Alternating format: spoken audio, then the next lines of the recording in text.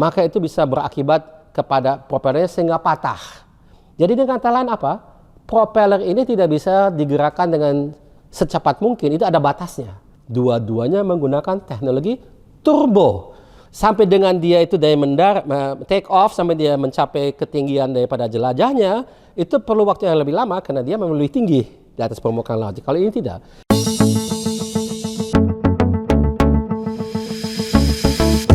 Which is a plane made in Indonesia.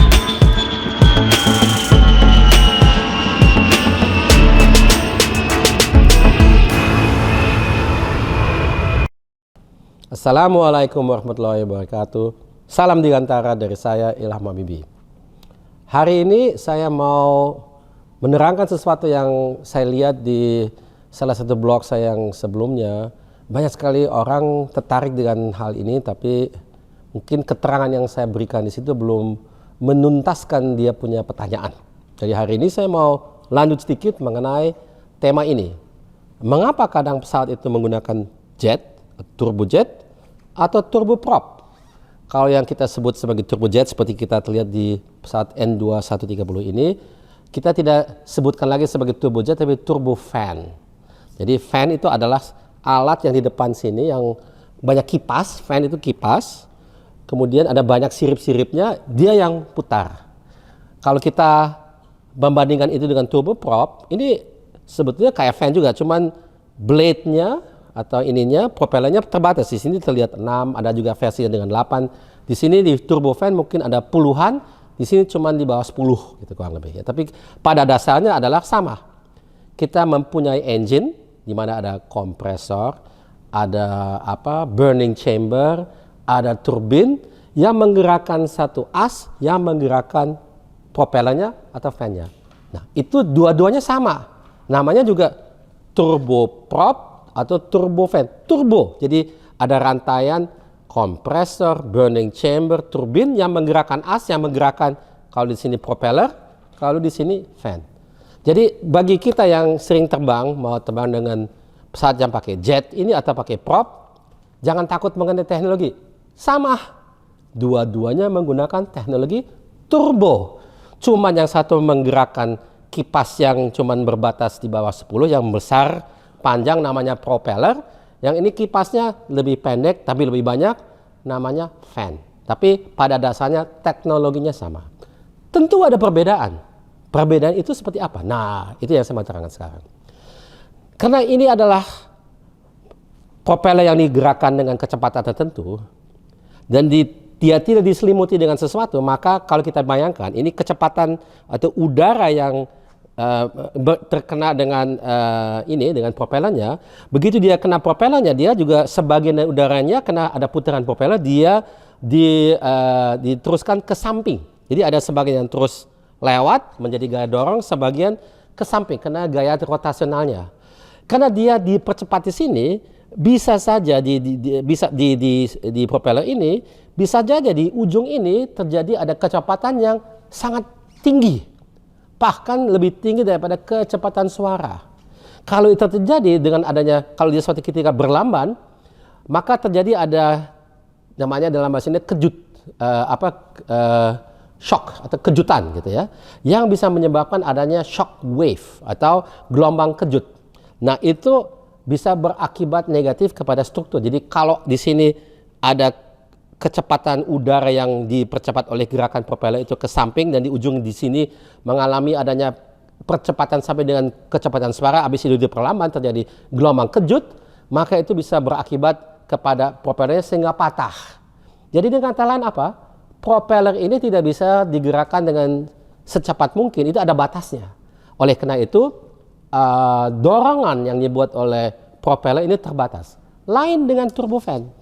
Kalau di sini ini ada selimutnya, kita sebut sebagai inlet atau ini inlet atau nacelle daripada engine-nya. Nacelle ini dari sana ke sini, inletnya di bagian pertama, di bagian ujung, dan kalau kita lihat udaranya masuk ke sini, iya efeknya sama, tapi dia nggak bisa kemana-mana karena dibatasin gitu ya, sehingga efek daripada percepatan udaranya itu tidak mengalami fenomena yang sama seperti di sini, tapi dia lebih terarah dan dia juga tidak bisa dipercepat sampai dengan lebih cepat daripada kecepatan suara karena ada batasan nacelle tersebut. Jadi efek itu tidak perlu kita jaga sehingga kecepatan berputarnya fan itu lebih cepat daripada kecepatan berputarnya turboprop. Sehingga gaya dorong yang di boiler ini lebih banyak, lebih besar. Dan itu oleh karena itu turbojet terbang dengan lebih cepat daripada turboprop. Ini teknologinya ya. Mengerti? Ini ada kaitan dengan yang kita putar ini. Di sini bisa lebih cepat, di sini lebih kecil. Kalau lihat lebih cepat, dia bisa menyedot udara lebih banyak dan juga bisa mengeluarkan udaranya di belakang ini dengan gaya dorong lebih besar daripada di sini. Itu adalah kuncinya, gaya dorong. Kita mengisap udara, dipercepat, kemudian didorong ke belakang dengan lebih cepat daripada kita mengisapnya sehingga terjadi adanya gaya dorong. Kurang lebih seperti itulah. Dan di sini keterbatasannya satu itu diselimuti dengan adanya nacelle, kalau di sini bebas. Nah, sekarang kita mengerti ya, spektrumnya turboprop terbang lebih pelan, turbojet terbang lebih cepat. Nah, pertanyaannya, kalau demikian buat apa kita perlu turboprop? Bukannya lebih baik kita lebih cepat? Lebih cepat nyampe gitu ya. Nah, ini ada dua hal. Karena dia membuat gaya dorong lebih besar, dia juga pada dasarnya, saya nggak mau masuk ke dalam teknologinya, tapi yang jelas apa? Dia lebih boros. Jadi kalau kita menghemat bahan bakar, memang ini lebih irit. Jadi boleh dikatakan ada semacam ketersambungan di antara diameter propeller atau fan dengan keiritan. Makin besar diameternya, makin irit pesawat terbang. Kenapa? Karena udara yang disedot oleh si propeller ini, dia tidak masuk ke dalam engine sebagian besar, tapi dia cuma bypass aja. Namanya bypass ratio. Di sini juga biarpun tidak kelihatan, tapi sebagian besar dari udara yang tersedot, dia tidak masuk ke kompresor, ke burning chamber, ke turbin, tapi dia bypass aja. Itu namanya bypass ratio. Kalau semakin besar bypass ratio-nya, semakin banyak udara yang membypass engine-nya yang terdiri dari kompresor, burning chamber, turbin, semakin efisien penggunaan bahan bakarnya. Jadi ada kaitan dengan penggunaan bahan bakar. Jadi yang ini lebih irit dibanding yang ini. Tapi yang ini lebih pelan daripada yang ini. Dan kalau kita bicara mengenai jangkauan, jadi range daripada pesawat, nah ini bisa mengubah skenario total. Kalau kita terbang dengan satu pesawat yang lebih boros, tapi bisa terbang jauh lebih cepat, dengan satu jarak yang misalnya 3.000 km, kita bisa nyampe di sini 1,5 jam, di sini 3 jam atau lebih, ya lebih irit ini, biarpun dia mungkin bahan bakarnya lebih boros per menitnya, tapi karena menitnya lebih pendek, nah ini lebih lebih boros. Tapi kalau kita hanya terbang katakanlah 500 km, perbedaan waktunya mungkin bukan berapa jam, tapi cuma menit. Jadi disitulah unggulnya turboprop. Karena turboprop dia lebih irit, memang pada dasarnya tapi lebih pelan. Tapi kalau jaraknya cuma 500 km atau kurang, maka perbedaan waktu yang ini terbang dibanding turboprop terbang tidak banyak. Apalagi satu hal yang terakhir saya mau sampaikan, kalau optimalnya turboprop terbangnya di ketinggian yang lebih rendah. Kalau pesawat terbang seperti ini di kurang lebih 25.000 kaki, 28.000 kaki. Kalau ini 35.000 kaki sampai 41.000 kaki. Jadi di atas permukaan laut tentunya. Jadi sampai dengan dia itu dari take off sampai dia mencapai ketinggian daripada jelajahnya, itu perlu waktu yang lebih lama karena dia memang lebih tinggi di atas permukaan laut. Kalau ini tidak. Kalau kita bayangkan dia ini hanya terbang 500 km sampai dia nyampe di ketinggian 35.000 kaki atau 41.000 kaki atau yang 30.000 kaki misalnya lebih rendah dikit, itu perlu waktu. Jadi di mana dia belum terbang secara optimal. Optimal itu baru di ketinggian jelajah tertentu itu. Kalau ini karena dia lebih rendah, jadi kalau dia terbang hanya berapa ratus kilometer saja, dia lebih cepat masuk ke titik optimalnya, dia turun lagi. Kalau ini dia perlu waktu.